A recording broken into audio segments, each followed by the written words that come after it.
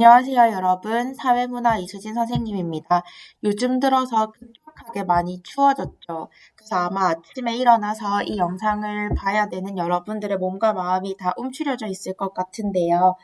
어, 다시 한번 우리도 마음을 다잡고 움츠렸던 마음이랑 몸도 한번 기지개를 펴서 다시 공부 한번 열심히 시작해 보도록 할게요. 자, 오늘은 교과서 37쪽에 들어가겠습니다. 사회문화 현상은 어떤 태도로 연구를 해야 될까? 사실 사람의 마음이 간사해서 내가 만든 가설대로 실제로 결론이 나왔으면 좋겠고, 또 절차를 다 지키기가 좀 번거롭고 귀찮으니까 질문지도 좀 적당히 만들고, 어, 좀 적당히 생략하고 그렇게 편하게 연구를 하고 싶잖아요. 연구 대상도 무작위로 표출 안 하고 그냥 내가 알고 있는 사람들한테 아름아름 설문지 줘가지고 뭐 설문조사하고 싶고 그렇게 편하게 가고 싶은데 그렇게 우리가 편한 것만 생각하고 그러면 연구 결과가 똑바로 나오지 않거든요. 그래서 다소 불편하고 좀 마음이 아직까지는 간질간질한다 하더라도 어떻게 하면 바람직하게 연구를 할 수 있을까?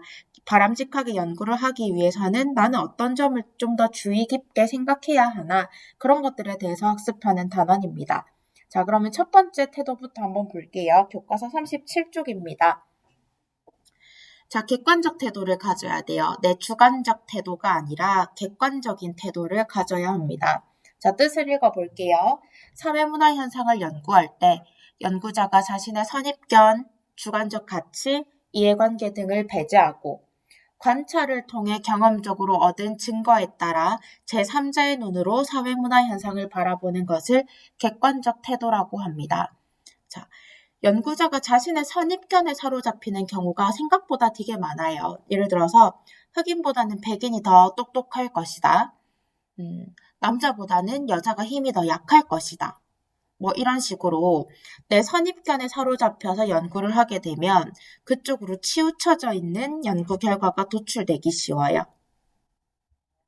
아니면 나의 이해관계에 따라서도 연구 결과가 왜곡되기도 합니다. 나의 이익에 따라서 만약에 나는 A당이 좀 더 좋은데 B당은 싫고 A당이 좋은데 그래서 A당에 대한 선호도가 높게 나왔으면 하는 거야. 그래서 A당을 좋아하는 사람들한테만 설문지를 뿌려서 걷었다면 그러면 A당에 대한 선호도가 높은 걸로 당연히 결과는 나오겠지만 그게 정확한 사회 현상을 나타내지는 않겠죠. 그래서 나의 선입견, 나의 생각, 나의 이해관계, 무엇이 이익이 되느냐 그런 것들을 다 배제하고 관찰을 통해서 얻은 증거에 따라서만 철저히 생각하는 걸 객관적인 태도라고 합니다. 이 사례를 한번 보세요. 땡땡땡은 남자보다 여자가 열등하다고 보고 여자가 집단의 리더가 되는 건 바람직하지 않다고 생각하고 있대요. 이에 자신의 생각이 옳다는 걸 주장하기 위해서 여자가 사장인 기업 중 부도가 난 기업들을 조사해 증거로 제시했습니다. 자, 이 말은 그러니까 여자가 더 열등하다고 생각하는 자신의 주장, 가치, 선입견, 생각을 증명하기 위해서 그거에 맞는 증거만 모았지. 요거는 연구를 할 때 이 연구자가 객관적인 태도를 가지지 못한 사례라고 보면 됩니다. 그래서 연구자의 가치관, 이해관계에 따라 연구 결과가 달라지는 것을 방지하기 위해 연구자가 자신의 주관적 가치관이나 편견, 이해관계를 배제하고 사회문화 현상이 가진 사실로서의 특성만을 있는 그대로 파악하기 위해 노력하는 자세가 필요합니다. 이것이 객관적 태도입니다. 자, 그 다음 페이지 넘어갈게요. 38페이지입니다. 개방적 태도는 폐쇄적인 태도랑 다른 태도예요. 그러니까 폐쇄적인 건 닫혀 있잖아. 개방적 태도는 열려 있어서 다양한 생각들을 받아들일 수 있는 거지. 그래서 A라는 생각도 있고 B라는 생각도 있고 C라는 생각도 있구나라고 받아들이는 거지. 그래서 읽어볼게요. 자신의 주장과 다른 주장이 있다는 걸 받아들이고 자신의 주장에 관한 비판도 허용합니다.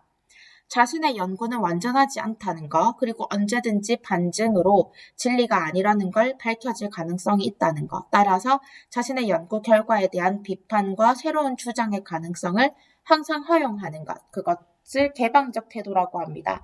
하지만 모든 주장을 무조건 수용해야 된다는 뜻은 아닙니다.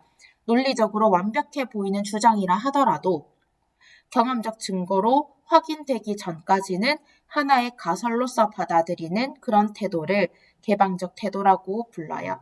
자, 이렇게 개방적 태도를 가지고 있어야 다양한 생각들을 접하게 되고요. 그러면서 생각이 더욱더 폭넓어지고 풍부해지고 발전될 수 있을 겁니다. 교과서 37쪽에 있는 생각 열기를 한번 볼게요. 이거 윤리 시간에 한번 동양 사상 배우면서 한국 사상 배우면서 배웠을 건데요. 조선시대 성리학자인 이황과 기대승은 13년간 120여 통의 평지를 주고받으며 학문적인 논쟁을 펼쳤다. 이황은 젊은 유학자의 반박을 존중하며 토론을 이어갔고 그 덕에 조선의 성리학은 한층 더 발전할 수 있었다.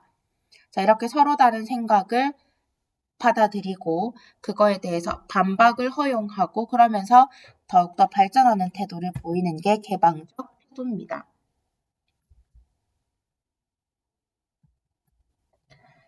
38쪽의 상대주의적 태도입니다.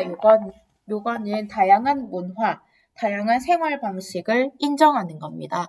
개고기를 먹는 한국의 문화도 인정하고 달팽이 요리를 먹는 프랑스의 문화도 인정을 하고 소고기를 먹지 않는 인도의 문화도 인정하고 그 맥락과 그 배경에서 이해하는 태도를 상대주의적 태도라고 부릅니다. 그래서 사회문화 현상은 그것이 발생한 맥락이나 배경 속의 의미가 있고 그 현상이 나타나는 사회의 특수성을 인식해서 그 현상이 지닌 고유한 가치와 그 의미를 그 사회 맥락에서 이해하는 태도가 상대주의적 태도입니다. 생활 방식을 이해하는 거라고 생각하면 되고요. 우리가 시험 범위에서 배웠던 문화 상대주의적 태도와 일맥상통합니다. 자, 성찰적 태도는 성찰. 다시 한번 생각하는 건데요. 물음표를 던지는 거라고 생각하면 돼요. 그런데 성찰적 태도는 크게 두 가지 뜻을 가지고 있거든요. 선생님이 교과서에 이렇게 표시를 해뒀는데 첫 번째 뜻부터 볼게요. 사회문화 현상을 수동적으로 받아들이지 않고 현상의 내면에 담긴 의미, 인과관계가 무엇인지 궁금해하고 파악하고자 하는 태도를 성찰적 태도라고 합니다. 당연하게 여기지 않는 것. 예를 들어서 출산율 왜 감소하지? 당연하게 여기지 않고 한 번 더 생각해 보는 거예요. 자, 이렇게 질문을 던지게 되면서부터 사회문화 현상에 대한 연구가 시작될 수 있는 겁니다. 이걸 보면 왜 출산율은 감소할까? 계속해서 생각을 하다 보면 육아를 하기 힘든 이 직업 구조, 남자와 여자의 평등 상황, 이런 것들, 아이를 키우는데 들어가는 양육 비용, 이런 것들 전반적으로 문제가 되어서 출산율이 감소한다는 걸 알 수 있어요. 이것은 이런 성찰적 태도를 가지고 있기 때문에 이런 연구가 시작될 수 있었던 겁니다. 자, 두 번째는 자신의 연구를 반성하는 거예요. 연구자 자신이 연구 절차나 연구 방법을 제대로 지키고 있는지 되짚어 보는 건데요. 내가 만든 설문지에 오류가 없을까? 아니면 나는 객관적인 태도를 가지고 연구를 하고 있는가? 반성하고 되짚어 보는 태도를 성찰적 태도라고 부릅니다. 자, 그럼 문제를 한번 풀어볼게요. 선생님이 모르고 실수로 답을 다 달아놨는데 그 자료 1번부터 한번 볼게요. 자료 1번에서는 유럽인의 지적 능력이 우수하다는 걸 이미 기정사실화 해놓고 이걸 증명하기 위해서 지금 연구를 하고 있단 말이에요. 그러니까 유럽인들의 지적 능력이 더 좋다는 결과를 도출하기 위해서 증거를 모으고 있는데 이건 자신의 주관, 자신의 가치관, 자신의 이해관계에 개입해서 연구를 하고 있는 거기 때문에 객관적 태도에 어긋납니다. 자료 2번. 자, 이제 곧 명절이라서 어머님들이 시장을 보고 차례 음식을 장만하시느라 바쁘더라. 자, 그런데 을이 질문을 합니다. 왜 명절이면 여자들만 차례 음식을 준비하느라 고생일까? 여자들은 절도 못하는데. 왜 이런 관습이 생겨나고 지금까지 유지되는 걸까? 자, 이렇게 질문을 던지는 거.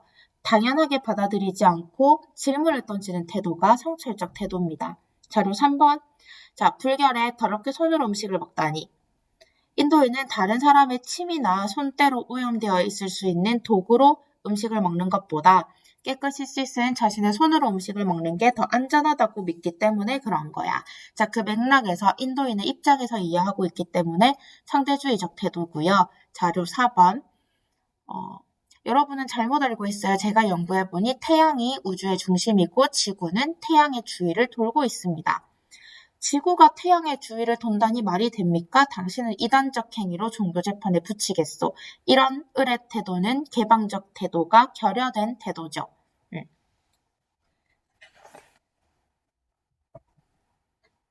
이렇게 우리가 4가지 태도에 대해서 살펴봤는데 지금 객관적 태도를 한 번 더 살펴볼게요. 사실 연구자가 객관적 태도를 가지고 있는다는 게 굉장히 어렵습니다. 왜냐하면 사회문화 현상 자체가 가치 함축적인 현상이기 때문에 사람의 생각에 개입되어 있을 수밖에 없어요. 그리고 이런 사회 현상 속에 내가 들어가 있는 거니까 나의 생각이 당연히 개입되어 있을 수밖에 없는 겁니다. 근데 이런 상황에서 나의 선입견, 나의 주관적인 가치, 나의 이해관계를 철저하게 배제하고 내가 수집한 자료의 근거에서만 결론을 도출하는 객관적 태도를 가지기가 매우 어려워요. 자, 그런데 그런 객관적인 증거를 가지고 연구를 하는 걸 과학적 연구라고 부르거든요. 자, 읽어보겠습니다. 사회문화 현상을 과학적으로 탐구한다는 건 연구자의 주관적 가치를 배제하고 객관적인 증거에 따라 가치 중립적으로 탐구한다는 것을 뜻합니다. 하지만 연구자가 사회문화 현상을 탐구할 때 가치를 완전히 배제하기는 어렵습니다. 아까 가치 함축적인 현상이라고도 불렀고요. 그런 사회 현상에 내가 이미 살고 있으니까 내 생각을 철저하게 배제시킨다는 것 자체는 어려워요. 자, 그렇다면 사회문화 현상을 탐구할 때 가치 중립과 가치 개입을 어떻게 구분해야 할까? 자, 가치 중립은 객관적 태도와 같은 말입니다. 철저하게 자신의 생각을 배제하고 증거에 입각해서만 생각하는 걸 가치 중립적 태도라고 불러요. 가치 개입은 나의 생각을 개입시킬 수밖에 없는 걸 뜻해요. 자, 이걸 연구 과정에서 한번 살펴볼 거거든요. 요거는 진짜 시험 문제도 많이 나오니까 요거는 별표 쳐두고 한번 보세요. 자, 연구 과정은 여러분이 직접 쓰셔야 됩니다. 자, 양적 연구 과정 한번 떠올려 볼게요. 제일 처음에 문제 인식 및 연구 주제 선정부터 하고요. 가설을 설정합니다. 그 가설을 어떻게 증명할 것인지 연구를 설계하고요. 설계한 대로 자료를 수집하고 분석해요. 그럼 분석이 끝나고 나면 가설이 진짜 맞는지 아닌지 검증을 하고요. 이에 따라서 결론 도출 및 일반화가 진행되고 이 결론이 나오고 나면 이 연구 결과를 활용해서 어떤 정책을 하든 어떤 방안을 만들게 됩니다. 자, 여기에서 연구자의 생각이 개입될 수밖에 없는 단계가 있고 어떤 단계는 연구자의 생각을 철저히 배제시켜야 하는 단계가 있습니다. 그러니까 자료가 내 손에 들어오는 그 순간부터는 철저하게 자료에 입각해서만 생각해야 되고 연구자의 선입견, 주관적 가치, 이해관계는 배제시켜야 돼요. 자료가 내 손에 들어온 순간부터는 무조건 이 자료만 생각해야 되는 겁니다. 그때가 언제일까요? 자료가 내 손에 들어오는 순간. 그렇지. 자료를 수집하는 단계부터 결론을 도출하는 단계까지는 철저히 자료에 입각해서만 생각해야 되고요. 이때는 가치, 중립, 객관적 태도가 철저하게 요구가 되지만 다른 단계들에서는 연구자의 생각이 개입될 수밖에 없습니다. 자, 요거 보세요. 내가 북한 이탈 주민에 대해서 연구를 하고 싶어. 이건 나의 생각이 개입된 거잖아. 그러면 북한에서 온 연수가 짧으면 짧을수록 인간관계에서 북한에서 남한으로 건너온 연수가 짧으면 짧을수록 남한에 대한 기대치는 높을 것이다. 뭐 이런 식으로 쌤이 가설을 설정해요. 이것도 나의 관심사가 개입된 거죠. 그리고 그걸 검증하기 위해서 내가 설문조사를 할 건지, 면접을 할 건지, 참여 관찰을 할 건지도 연구자의 생각이 개입되어 있을 수밖에 없습니다. 따라서 이 앞에 있는 세 가지 단계는 연구자의 가치가 개입될 수밖에 없어요. 북한 이탈 주민을 연구하고 싶다. 그러면 북한 이탈 주민이 어려움을 가장 크게 겪는 건 뭐 돈 문제일 것이다. 라는 그런 가설을 설정하는 거. 이걸 연구하기 위해서 설문지법을 할 거다, 면접법을 할 거다라는 연구 설계도. 내 생각이 개입될 수밖에 없어요. 하지만 그래서 연구자가 연구 주제를 선정하거나 연구 결과를 활용할 때는 가치 개입이 있을 수밖에 없습니다. 하지만 자료가 내 손에 하지만 그렇다고 해서 연구의 객관성을 해치는 건 아니에요. 이렇게 가치가 개입되어야만 이 연구가 시작이 될 수 있어요. 궁금증이 있어야 내가 가설을 세워야 내가 질문지를 만들어야 연구를 시작할 수 있지. 그래서 앞에 있는 세 단계는 가치 개입이 이루어질 수밖에 없고 여기서 가치가 개입된다고 해서 연구의 객관성이 무너지는 것은 아닙니다. 근데 진짜 객관적 태도가 필요한 건 요 네 가지 단계예요. 자료가 내 손에 들어오는 순간부터 결론에 도출할 때까지는 철저히 자료에 입각해서만 생각해야 돼요. 자료를 수집한 후 결론 도출에 이르는 과정에서 가치 중립을 지켜야만 과학적인 탐구가 가능합니다. 객관적 연구의 성패가 달린 구간이에요. 자, 이제 결론이 나오고 나서 이 연구 결과를 활용할 때도 내가 어떤 정책을 만들고 어떤 방안을 강구할 것인지는 연구자의 가치가 개입될 수밖에 없습니다. 자, 그래서 문제로 요거 되게 자주 나와요. 연구 단계 나오고 어떤 단계에서 가치 중립이 철저하게 이루어져야 하는가, 어떤 단계는 가치 개입이 이루어지는가 이런 것들을 많이 물어보니까요. 요거는 연구 단계랑 같이 한번 공부를 꼼꼼하게 해두세요.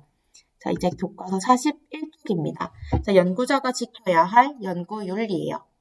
너무나 상식적인 얘기라서 교과서를 한번 쭉 훑어보고 넘어갈 건데요. 자, 생각 열기부터 한번 볼게요. 고등학생 갑은 수행평가 보고서를 작성하면서 친구들을 대상으로 집단 따돌림 경험에 관한 설문조사를 했습니다.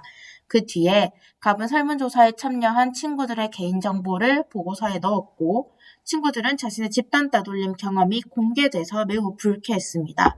어떤 점이 잘못됐는지 짚어낼 수 있겠죠. 내가 집단 따돌림을 받았던 경험 자체를 누구나 자랑스러워하거나 누구나 기뻐하는 경험이 아니잖아요. 그런데도 불구하고 이런 개인적인 경험을 공개함으로 인해서 사생활을 침해하는 그런 문제가 생기게 됩니다. 사생활을 노출하게 되어서 명예를 훼손하는 그런 문제가 생겼어요.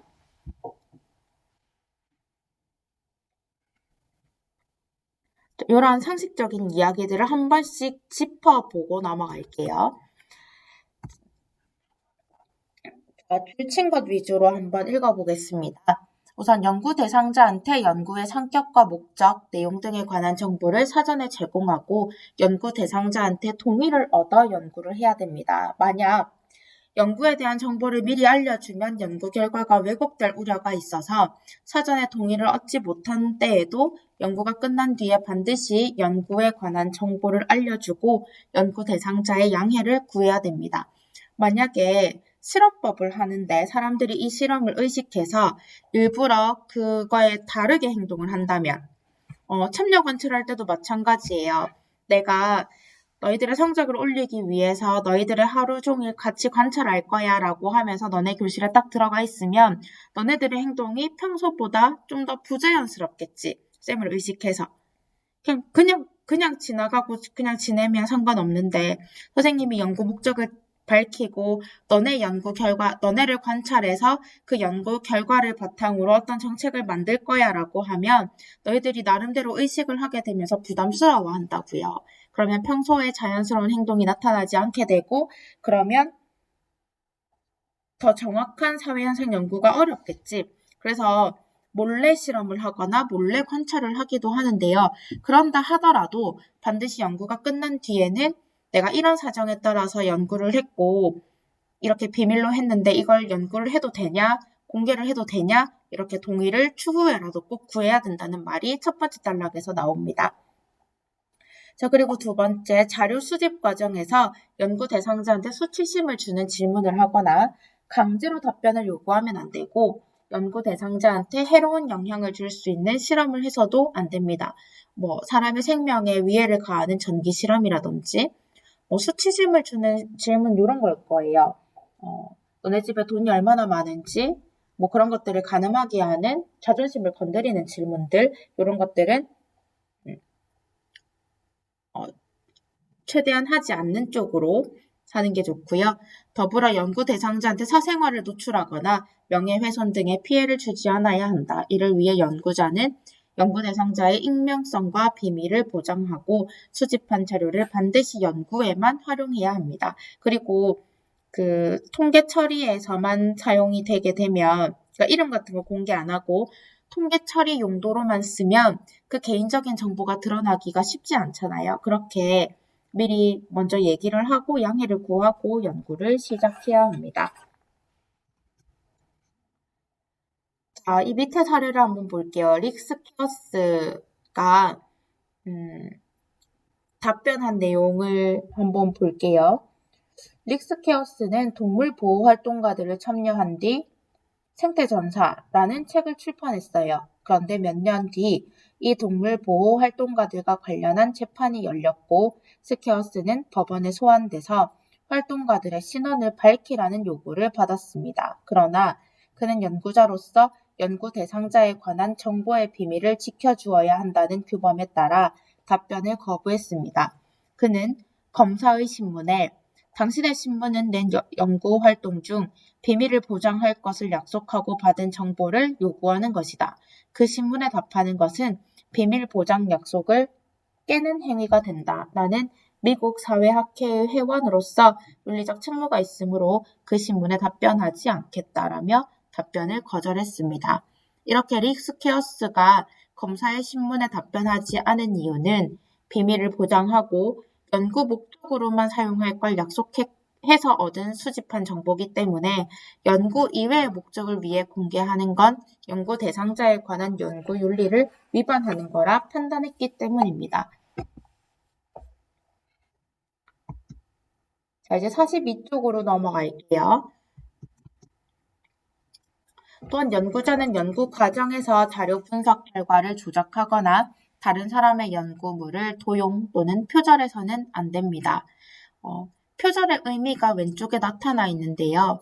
표절은 일반적인 지식이 아닌 타인의 독창적인 아이디어, 창작물을 적절히 출처 표시 없이 활용하는 그래서 제3자에게 자신의 창작물인 것처럼 인식하게 하는 행위를 표절이라고 불러요.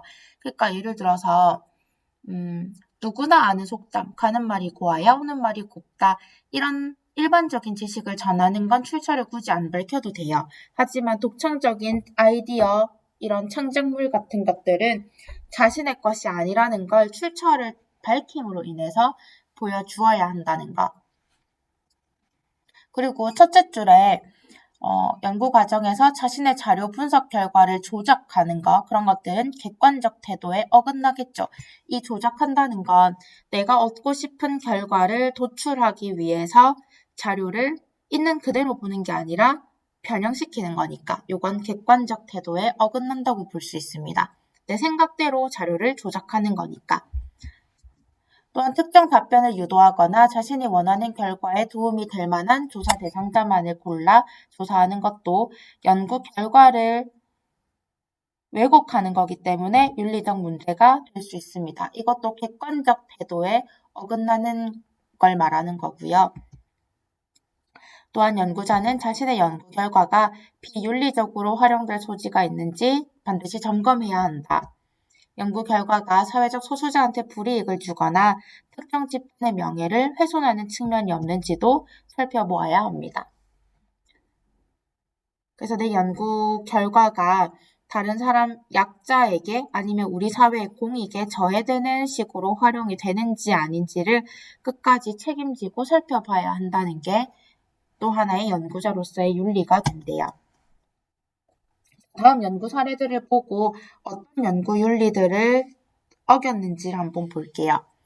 자, 자료 1번에서는 보면 연구자 갑은 비행 청소년들의 비행을 심층적으로 이해하기 위해 질적 연구를 하기로 하고 학생들의 동의를 받아 참여 관찰을 했대요. 갑은 그들의 비행이 어떤 맥락에서 발생하는지 알아보기 위해서 그들의 학교 생활은 물론 가족 관계도 관찰했는데 가족들의 일거수일투족을 모두 관찰하려고 하면서 가족들한테 불쾌감을 줬대요. 이건 연구자 갑이 학생들한테만 동의를 받고 한 건데 가족들한테는 동의를 받지 않았잖아요. 동의받지 않은 가족들의 일거수일투족까지 관찰하면서 그들의 사생활을 침해한 점이 연구 윤리를 지키지 않은 점입니다. 자, 이제 자료 2번에 보면요. 위조, 조작했다는 내용들이 많은데요. 내용들을 한번 읽어볼게요. 정부는 2010년 고효율 폐수 처리 시설을 개발하는 40억 원 규모의 연구개발 사업을 추진하기로 했습니다. 이 사업의 주관 연구기관으로 선정된 A 업체는 관련 분야 권위자로 알려진 땡땡땡 교수한테 연구를 위탁했어요. 하지만 땡땡땡 교수와 A 업체 대표는 이 사업에 관한 연구 결과 보고서와 연구 계획서, 중간평가 요약 보고 자료에서 고작 6시간의 실험 결과를 6개월의 실험 결과로 위조했고요. 또한 기존 기술을 사용했을 때와 비교해도 폐수 처리 수치가 훨씬 낮게 나왔는데 이를 높게 나온 것처럼 조작했어요.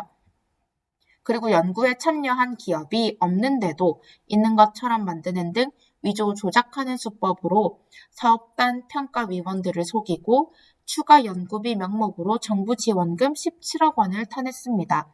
검찰 조사 결과 이들은 최종적으로 연구개발 과제가 실패하자 연구비 회수, 연구개발 참여 제한 등을 피하려고 이 같은 실험 결과를 조작한 것으로 드러나 재판에 넘겨졌습니다. 자, 이거는 자기네 이익을 위해서 연구 결과를 조작한 것들이 보이지. 그래서 이게 너무 상식적인 이야기를 한 것 같지만 실제 상황에서 많이들 지켜지지 않고 자칫 잘못하다가는 내 편한 대로 나한테 이익이 되는 대로 연구 결과를 조작하는데 많이 흔들릴 수 있거든요. 그래서 이런 윤리가 어떤 점이 있는지 다시 한번 봐서 여러분이 앞으로 뉴스를 볼 때 어떤 연구나 사회 현상들을 볼 때 이런 윤리들을 제대로 지키고 있는 것인가, 누군가한테 피해를 주고 있는 건 아닌가를 같이 살펴볼 수 있는 눈을 키우셨으면 좋겠습니다. 수고하셨습니다.